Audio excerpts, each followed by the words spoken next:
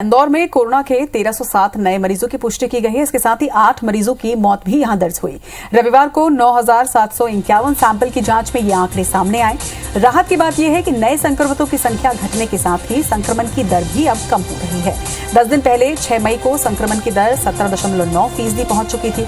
वहीं रविवार को 2,512 मरीजों ने कोरोना को हराकर स्वस्थ हुए हैं। इधर इंदौर में ब्लैक फंगस के मरीज भी अब बढ़ते जा रहे हैं और इसके लिए सरकारी और निजी अस्पतालों में अलग से वार्ड बनाने के इंतजाम भी किए जा रहे हैं।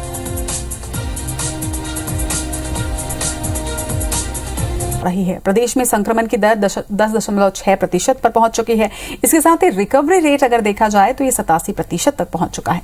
प्रदेश में संक्रमण की दर तो कम हो ही रही है, लेकिन अब भी प्रदेश के 2 बड़े शहर कोरोना के हॉटस्पॉट बने हुए हैं। राजधानी भोपाल और इंदौर, इन दोनों ही शहरों में अब भी बड़ी संख्या में संक्रमण के नए मामले रोजाना सामने आ रहे हैं।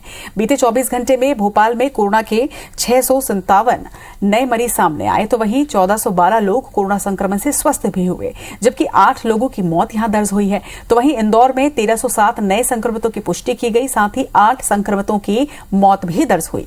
प्रदेश में इन दोनों ही शहरों में एक्टिव केसों की संख्या भी सबसे ज्यादा है।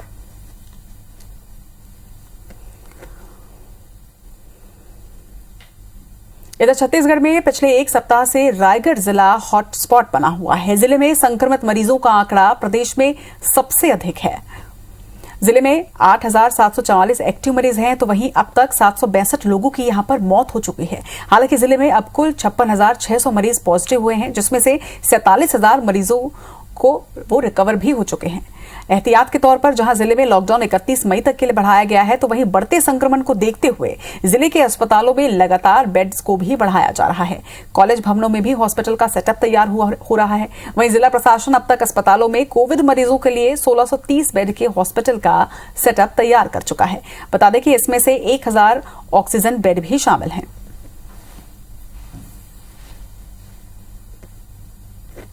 पूरे राज्य में चूंकि सबसे ज़्यादा केस रायगढ़ में ही निकल रहे हैं और उसी को देखते हुए हम लोगों ने प्लानिंग की है कि अधिक से अधिक टीकाकरण सैंपलिंग लिया जाए। और इस अभियान के तौर पे हम लोग जो प्राइमरी कॉन्टैक्ट लोग हैं उनके साथ साथ जो रैंडम सैंपलिंग है उसकी भी संख्या हम लोग बढ़ा रहे हैं। और जितना ही ज़्यादा हम लोग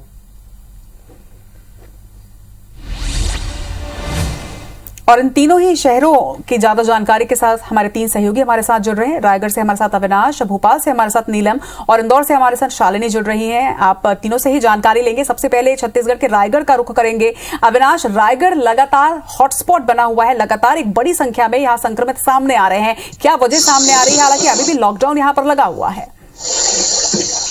देखिए, मैं आपको बताना चाहूंगा कि जिस तरह से पूरा जिला इंडस्ट्रियल जिला है, इस वजह से यहाँ पे फ्लोटिंग पॉपुलेशन काफी ज्यादा है, बड़ी संख्या में लोगों की आवाजाही होती है। इसके अलावा चूंकि सरहदी प्रदेश उड़ीसा इससे लगा हुआ है, तो ये एक प्रमुख वजह है कि यहाँ पे लगातार संक्रमण बढ़ता जा रहा है। अगर ध्यान देंगे तो पिछले 8 दिनों से संक्रमण के मामले में रायगढ़ जिला पूरे प्रदेश में सबसे अधिक संख्या में है। अभी भी यहाँ पे लगभग 8,744 एक्टिव मरीज हैं। कल के आंकड़ों को छोड़ दें तो उसके पहले हर दिन लगभग 1,000 के प्लस मरीज जो है वो पॉजिटिव लगातार जिले में आ रहे हैं। तो कहीं ना कहीं फ्लोटिंग पॉपुलेशन और साथ ही साथ सरहदी इलाका होना भी एक बड़ी वजह है। और साथ ही साथ एनालिसिस में ये बात भी सामने आई है कि जो ग्रामीण इलाके हैं वहाँ पे जो सामूहिक आयोजन हुआ करते थे, उसकी वजह से भी संक्रमण बड़ी तादाद में फैला है। मैं बता दूं कि लगभग 250 से अधिक पंचायतें ऐसी है जहां 10 से अधिक पॉजिटिव मरीज हैं। तो कुल मिलाकर स्थिति काफी चिंताजनक है। उसको देखते हुए न सिर्फ यहाँ पे लॉकडाउन बढ़ाया गया है, बल्कि पर्याप्त सेटअप्स तैयार किए जा रहे हैं।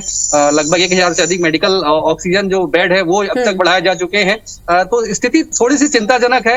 हालांकि पिछले 2 दिनों की आंकड़े की बात करें तो मैं आपको बता दूं कि लगभग 400 के आसपास 2 दिनों में मरीज आ रहे हैं। तो ऐसा लग रहा है कि स्थिति अब सरकारी प्रयासों के बाद शायद सुधरेंगे। बिल्कुल, उम्मीद यही कि जल्द ही स्थिति यहाँ पे सुधरे। और कुछ इसी तरह के हालात मध्य प्रदेश के 2 शहरों के भी हैं, भोपाल और इंदौर। भोपाल का रुख करेंगे, नीलम हमारे साथ है। नीलम, अगर बात की जाए पूरे प्रदेश की, तो प्रदेश में तो स्थिति सुधर रही है, लेकिन भोपाल की स्थिति अब तक उतनी ज्यादा नहीं सुधरी है।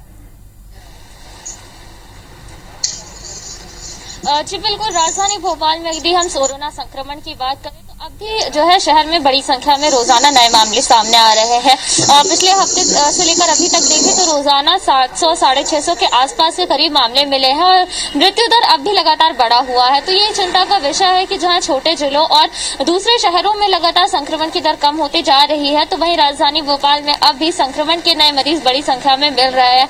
हालांकि प्रशासन लगातार कोशिशें कर रहा है। कोरोना कर्फ्यू को भी 24 मई तक के लिए बढ़ा दिया गया है और छूटें केवल आवश्यक सेवाओं और बहुत जरूरी ही कामों को दी गई है, जिसके चलते प्रशासन का दावा है कि पहले से स्थिति थोड़ी बहुत ही सही पर सुधरती हुई नजर आ रही है, पर अब भी रास्ता काफी लंबा है। संक्रमण के दर को नियंत्रित करना अब भी एक चुनौती बना हुआ है भोपाल में। जी चलिए नीलम, आपका तमाम जानकारी के लिए बहुत बहुत शुक्रिया। इस वक्त रुख करेंगे इंदौर का, जहां से शालिनी हमारे साथ जुड़ी हैं। शालिनी, इंदौर लगातार, चाहे पिछले लॉकडाउन की बात करें या इस लॉकडाउन की बात करें, इंदौर के हालात सुधरते हुए नजर नहीं आ रहे। लगातार लॉकडाउन की बात करें या इस लॉकडाउन की बात करें, इंदौर के हालात सुधरते हुए नजर नहीं आ रहे। लगातार हर बार एक बड़ा आंकड़ा यहां से सामने आ रहा है।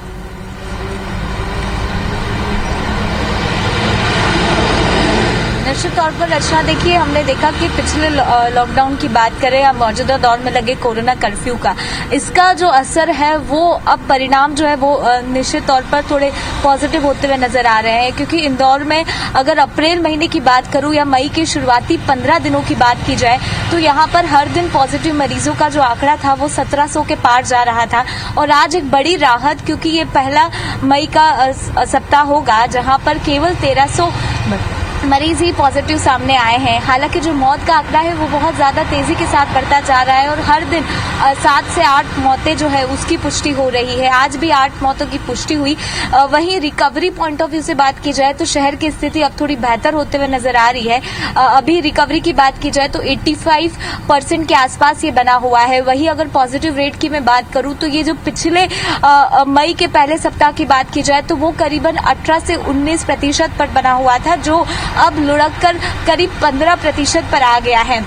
हालांकि शहरी क्षेत्र में कोरोना की जो मरीज है उसकी संख्या में स्थिरता आई है, यानी कमी देखी जा रही है। लेकिन ग्रामीण क्षेत्र में अब बड़े पैमाने पर हर दिन पॉजिटिव मरीजों की जो संख्या है वो मिलते जा रही है। प्रशासन के सामने इस समय चुनौती बेहद ज्यादा जरूरी है, क्योंकि कोरोना कर्फ्यू के माध्यम से आने वाले मरीजों और जो मेलजोल है उसको कम करने की कोशिश की जा रही है। लेकिन हर दिन जो ग्रामीण क्षेत्रों में बड़ी संख्या में संक्रमित मिल रहे हैं उनको स्वास्थ्य व्यवस्थाएं उपलब्ध कराना भी किसी बड़ी चुनौती से कम नहीं है। और इसीलिए भारतीय जनता पार्टी के जनप्रतिनिधियों के साथ साथ कांग्रेस और समाजसेवी संगठनों को भी जोड़ा जा रहा है और ग्रामीण क्षेत्र में ज्यादा से ज्यादा जो स्वास्थ्य सेवाएं हैं वो मुहैया कराने की बात की जा रही है। वहीं अगर इंदौर की मैं बात करूं तो वैक्सीनेशन अभियान पर ज्यादा जोर दिया जा रहा है कि जिससे ज्यादा से ज्यादा लोग वैक्सीनेट हो और उनमें कम से कम जो रोग प्रतिरोध क्षमता है वो बढ़ाई जाए। लेकिन मौजूदा हालात जिस तरह से बने हुए हैं उसको देखते हुए कहा जा सकता है कि आने वाले 15 दिन शहर की स्थिति जो है वो ऐसी ही रहने वाली है।